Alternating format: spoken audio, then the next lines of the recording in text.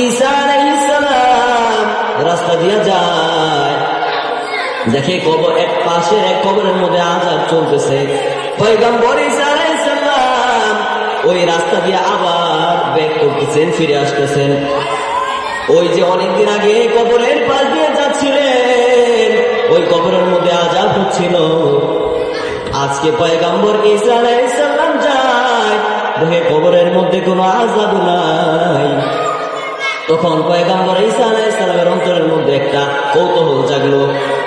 মাত্র কয়েকদিন আগের ঘটনা, এই কবরের পাশ দিয়ে গেলাম, এই কবরের মধ্যে আযাব জন্য আযাব হইতেছিল, এখন কেন আযাব হয় না, কারণটা কি?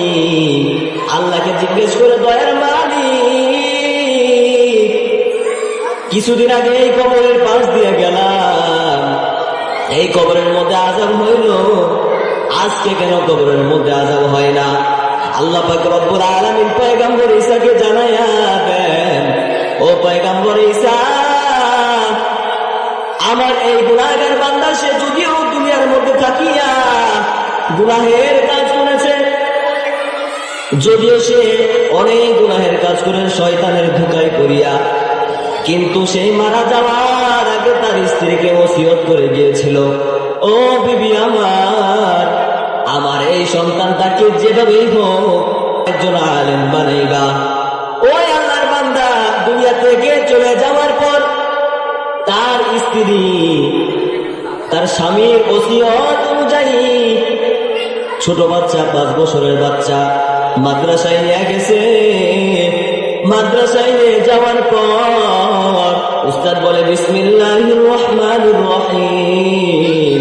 ছাত্র ওই ছোট বাচ্চা, নাবালেগ বাচ্চা, ওই নাবালেগ বাচ্চা উস্তাদের সাথে বলে, বিসমিল্লাহির রহমানির রহিম।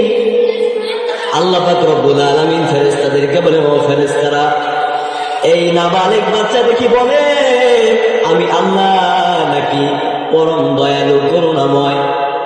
আমি আল্লাহ যদি পরম দয়াময় আর করুণাময় হয়ে থাকি গো, এই বাচ্চার বাবার কবরে আমি আল্লাহ কেমনে করে আযাব দিতে পারি?